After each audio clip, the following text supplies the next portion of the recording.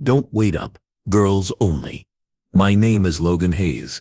I'm 32. Work construction management for Gravura Group in Denver, Colorado. And I was supposed to marry Brooke Carter in 3 weeks. That Friday night she kissed my cheek and grabbed her overnight bag for her Bachelorette weekend in Vegas. Something in her voice didn't sit right with me. I'd been with Brooke for 4 years. Met her at a coffee shop on 17th Street when she spilled her latte on my work boots. We laughed about it, exchanged numbers, and she became the center of my world. She was beautiful, ambitious, worked in marketing for a tech startup downtown. Everyone said we were perfect together. But lately, things felt different. She'd started going out more with her friends, staying later at work events, coming home with stories that didn't quite add up. When I'd ask questions, she'd get defensive. "You don't trust me," she'd say. And I'd back down because I didn't want to be that guy. Her best friend, Riley, had been pushing the Bachelorette weekend hard. "One last wild night before you're tied down forever," she kept saying. Brooke would laugh and agree, but something in her eyes looked hungry. Not for marriage, for something else. The morning she left I made coffee and watched her pack. She threw in clothes I'd never seen before. Tight dresses, expensive lingerie still with tags on them. When I asked about it, she shrugged. "The girls wanted us to dress up. It's Vegas." I kissed her goodbye at the door. She smelled like the perfume I'd bought her for Christmas, but she was wearing makeup at 7 a.m. for a flight. "I love you," I told her. "Love you too," she said, but she was already checking her phone.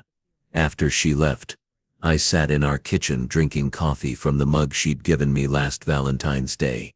It said "World's Best Fiancée" in faded letters. I stared at it for a long time, trying to shake the feeling that something was about to break. That afternoon, I got a text from her. "Made it safe, miss you already," with a heart emoji. But when I called that evening, it went straight to voicemail. Same thing Saturday morning. I told myself she was just having fun with her friends. But deep down, I knew. The way she'd been pulling away for months. The way she'd stopped talking about our future. The way she looked at other men when she thought I wasn't watching. I just didn't know how bad it was going to get. I grew up in a house where my father worked 60-hour weeks to keep food on the table, and my mother held everything together with duct tape and prayer. They taught me that love meant showing up every single day, even when it was hard, especially when it was hard. That's what I'd been doing with Brooke for 4 years, showing up. When she got promoted and started working late, I cooked dinner and kept it warm. When her startup went through layoffs and she stressed about money, I covered rent for 3 months without making her feel small about it. When she wanted to take that expensive photography class, I picked up extra weekend shifts to pay for it. I thought that's what partners did. You supported each other. You built something together. But looking back, I started noticing things. How she'd changed after getting that promotion 6 months ago. Started going to more work events. Staying out later with colleagues. She'd come home talking about her boss Derek. How smart he was. How he really understood her career goal. "He thinks I have real potential," she'd say. And I'd nod and ask about her day. Then there were the new friends. Riley from her yoga class, who was recently divorced and always talking about how marriage was just a piece of paper. Tara from work, who bragged about her dating apps and one-night stands. They'd invite Brooke out for drinks and she'd come home later and later, sometimes not remembering exactly what they'd talked about. "We just needed to blow off steam," she'd say when I'd ask. "You wouldn't understand." I started to feel like I was competing for my own fiancé's attention. She'd be on her phone during dinner, texting with friends about plans I wasn't part of. When I'd suggest we do something together on weekends, she'd already have made other commitments. The worst part was how she started looking at me like I was boring, safe, predictable, like I was something she'd outgrown. 2 weeks before the Vegas trip, we went to her company holiday party. I watched her laugh with Derek and his friends, saw how she lit up around them in a way she didn't with me anymore. When we got home that night, She was quiet. Everything okay? I asked. Just tired, she said. But she stayed up for another hour texting someone. I should have confronted her then. Should have asked the hard question. But I loved her. And I was scared of the answers. So I told myself I was being paranoid. That pre-wedding jitters were normal. I wish I'd trusted my gut instead. Sunday morning. I woke up expecting to hear from Brooke. Her flight was supposed to land at 2. I'd planned to pick her up, maybe grab dinner somewhere nice. Hear about her weekend. Instead I got a text at 11 a.m. Flight delayed. Getting later. One, don't wait up. No heart emoji this time. No miss you, just information. I called her number straight to voicemail again. That's when my phone buzzed with a message from Emily. Not Brooke's friend Riley. My sister Emily, who worked for the hotel chain where Brooke's group was staying. Logan, we need to talk. Can you come over? My sister lived 20 minutes away in Lakewood. I drove there with my stomach churning. Not sure why. When I walked into her kitchen, she had her laptop open and a look on her face I'd never seen before. Sit down, she said. What's going on? She turned the laptop toward me. Security footage, black and white, but clear enough. The hotel bar from Friday night. There was Brooke in one of those new dresses laughing with a man I'd never seen before. His hand was on her lower back. She was leaning into him. There's more, Emily said quietly. The next clip showed them in the elevator kissing, her hands in his hair, his pressed against the wall behind her. I stared at the screen. How did you get this? I work security coordination for the chain. When I saw her name on the guest list, I thought I'd check in, make sure everything was okay. Then I saw the incident reports. Incident reports. She clicked to another file. Noise complaints. Room 1247. Friday night. Saturday night. Multiple partners. The words hit me like a physical blow. Multiple partners. Logan. There were 3 different men, different nights. The footage shows everything. I sat there looking at my hands. 4 years. An engagement ring that cost me 2 months' salary. A wedding planned for 3 weeks from now. Deposits paid. Invitations sent. Family flying in from out of state. I'm sorry, Emily said. I didn't know if I should tell you, but you did the right thing. I stood up. My legs felt unsteady, but my mind was suddenly crystal clear. This wasn't a mistake. This wasn't one bad decision in Vegas. This was who she really was. And I'd been too blind to see it. Can you send me copies of everything? Emily nodded. What are you gonna do? I looked at her laptop screen one more time. Brooke was laughing in the footage, her head thrown back, looking happier than I'd seen her in months. I'm going to disappear. I drove home in silence. No music, no phone calls, just me and the road and the sound of my life falling apart. But for the first time in months, I knew exactly what I needed to do. I spent Sunday afternoon making lists, not angry lists, practical ones. Wedding vendors to call, deposits to cancel, flights to change for family members, my half of our shared accounts to transfer to my own name, utility bills to switch back to my name only. Brooke still hadn't called. By 6 p.m. I'd canceled the wedding venue, the caterer and the photographer, lost some deposits, got others back. The florist was understanding. Happens more than you'd think, she said. Better now than after. I was going through our shared cloud storage when I found more evidence. Photos from her phone that had auto-synced. Brooke in bed with different men. Screenshots of text conversations planning her weekend. That made my stomach turn. Girls trip my ass. One message read, I'm going to get it out of my system before I'm stuck with boring Logan forever. Another one to someone named Brad. Can't wait to see you Friday. Logan has no idea. He's so trusting. It's almost cute. I screenshotted everything. Then I deleted my access to her accounts and changed all my passwords. At 8 p.m. I started packing her things. Everything she'd left in our apartment. Clothes, books, the coffee mug collection she was so proud of. I folded everything neatly like she would have wanted, put it all in boxes, and labeled them clearly. My phone rang around 9 p.m. Brooke. I let it go to voicemail.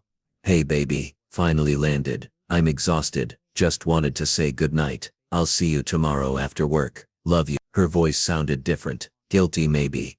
Or just tired from 3 nights of betraying everything we'd built together. I blocked her number. Then I blocked her on every social media platform, every messaging app, every way she had to reach me. I wanted her to come home to silence, to wonder, to worry, to feel even a fraction of what I was feeling. Monday morning, I called in sick to work, spent the day moving her boxed belongings to the building's storage unit in the basement, left a note with the building manager Brooke Carter's belongings. She'll pick them up when she's ready. I changed the locks on our apartment door. By Tuesday, she was panicking. I could tell because mutual friends started calling me. Brooke's trying to reach you, my buddy Nate said. She's worried something happened.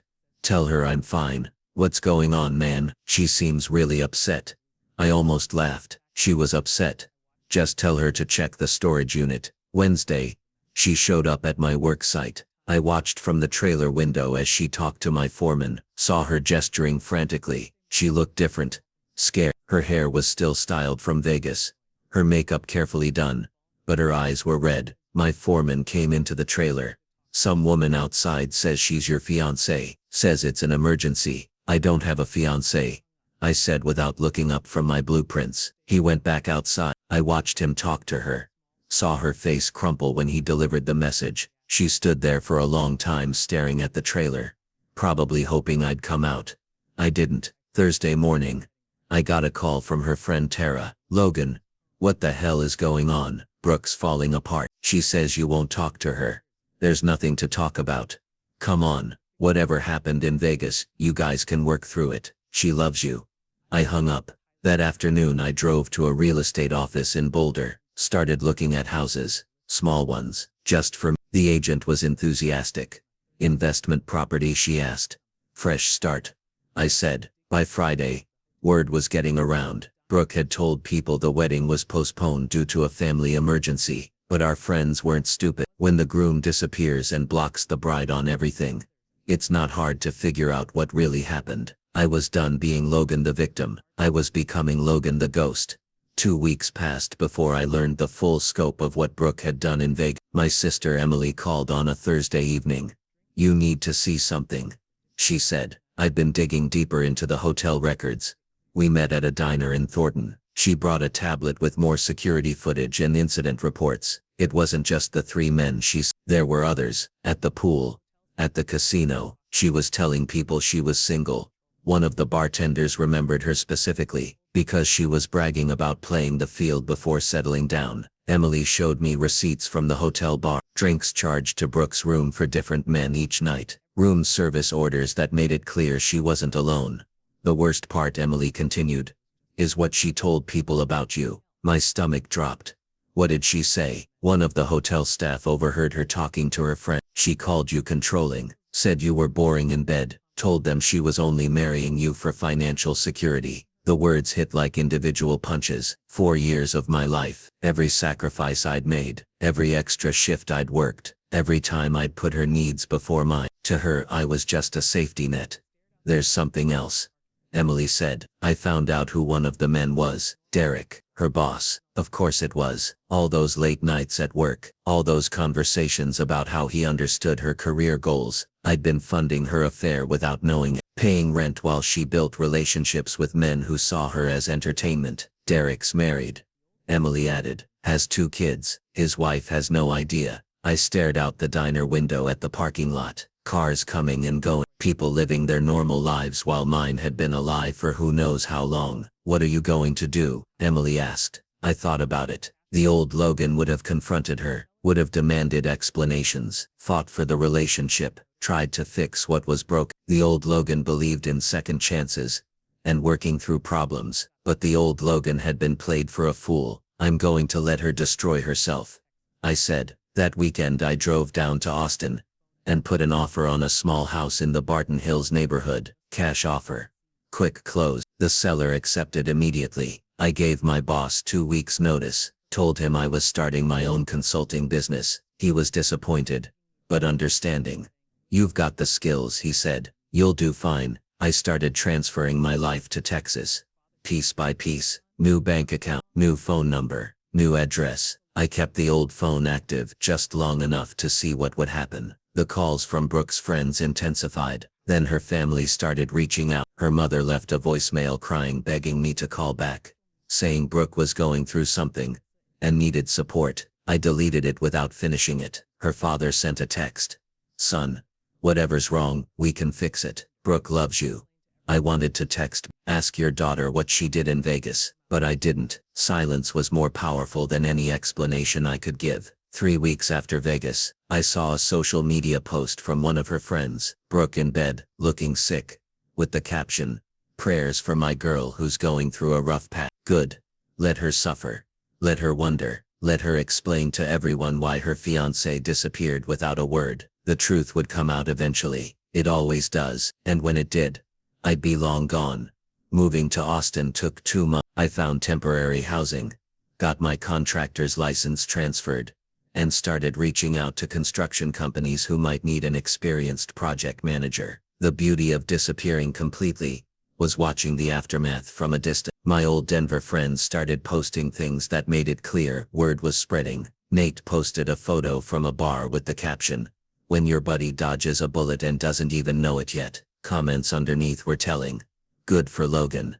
She had it coming. Always knew something was off about her. Brooke had started posting constantly on social media, desperate attempts to look happy and successful. Photos of expensive dinners she couldn't afford, workout selfies with motivational quotes about becoming your best, a professional headshot with captions about new beginnings. But the comments section told the real story. Friends were pulling away. People who used to engage with her posts were conspicuously silent. The few comments she got were polite, but distant. I heard through mutual connections that she'd gotten fired from her job. Apparently her performance had tanked after Vegas. She was calling in sick, missing deadlines, making mistakes that cost the company money. When they let her go, she tried to claim it was because of personal issues.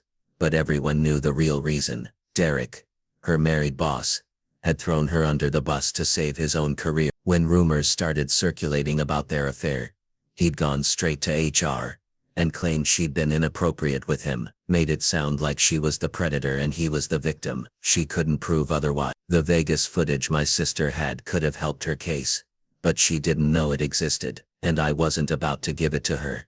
Without her job, she couldn't afford our old apartment. I heard she'd moved back in with her parents. At 29, with a failed engagement and a reputation in ruins, she was sleeping in her childhood bedroom, trying to figure out what went wrong.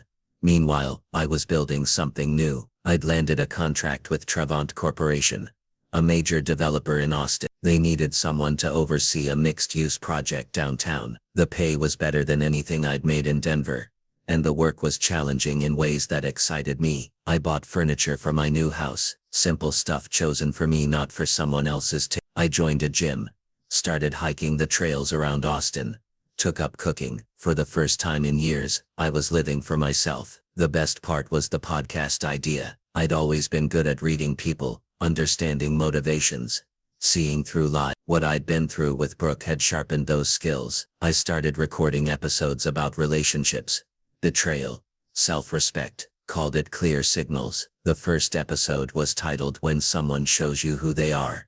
Believed. I talked about red flags, about the difference between supporting someone and enabling them, about the courage it takes to walk away from something that looks good but feels wrong. I didn't mention Brooke by name. I didn't have to. The stories spoke for themselves. The download numbers started small, but they grew. People were hungry for honest conversations about relationships, without the usual therapy speak or self-help platitudes. I talked about things the way men actually experience them. Episode 5 was called The Power of Silence. It was about what happens when you stop trying to convince someone to value you and start valuing yourself instead. That one went viral. By then, it was clear that leaving Denver had been the best decision I'd ever made. I was building a life that was completely my own, funded by my own work, shaped by my own choices. I wasn't running from anything anymore. I was running towards something better. 6 months after I disappeared, the truth came out in the worst possible way for Brooke. Her friend Tara,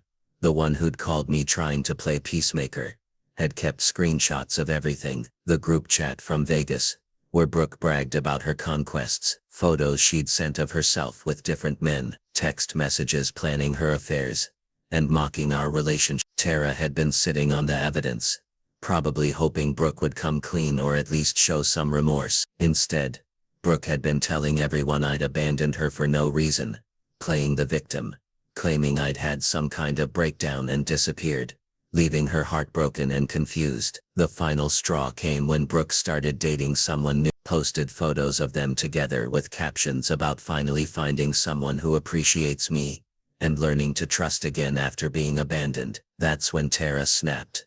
She posted everything, screenshots, photos, the whole Vegas weekend laid out in devastating detail. Tagged Brooke, tagged her family, tagged our mutual friends. Caption: since Brooke keeps lying about why Logan left, here's the truth. I wasn't on social media anymore, but Emily called me laughing.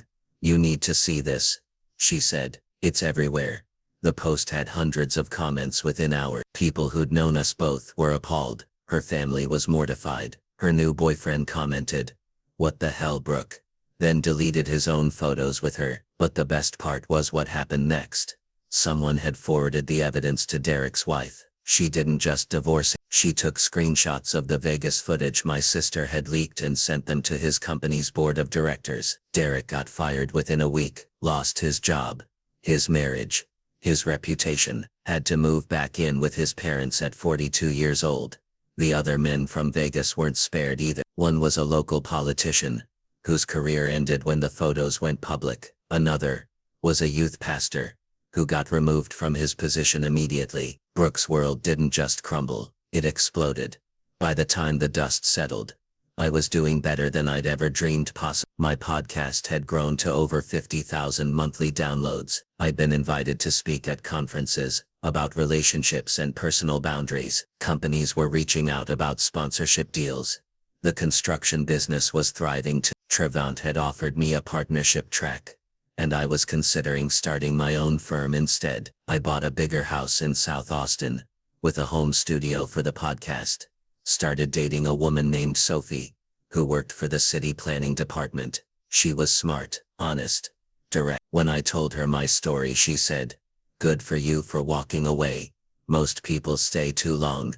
Meanwhile, Brooke's consequences kept multiplying. She'd moved to Phoenix, trying to escape the reputation that followed her online. But the internet doesn't forget. Any potential employer who Googled her name found the screenshots. Dating was impossible because men would recognize her from the viral posts. Her family had distanced themselves after the public humiliation. Her father, who'd once considered me a son, had called to apologize. "I didn't know," he said. "I'm sorry for what she put you through." Derek's wife had started her own blog about recovering from infidelity. She'd mentioned the Vegas incident several times, keeping the story alive in search results. The youth pastor had been forced to make a public apology to his congregation. The politician had withdrawn from his re-election campaign. Everyone who'd been part of Brooke's weekend of betrayal faced real lasting consequences. I recorded a final podcast episode about the situation 6 months later, called it, "Justice Isn't Always Immediate, but It's Always Fair." Sometimes, I said into the microphone, the best revenge is just living well while the truth catches up to everyone else. I'd learned that the hardest thing about betrayal isn't the initial pain, it's trusting yourself enough to walk away when someone shows you who they really are.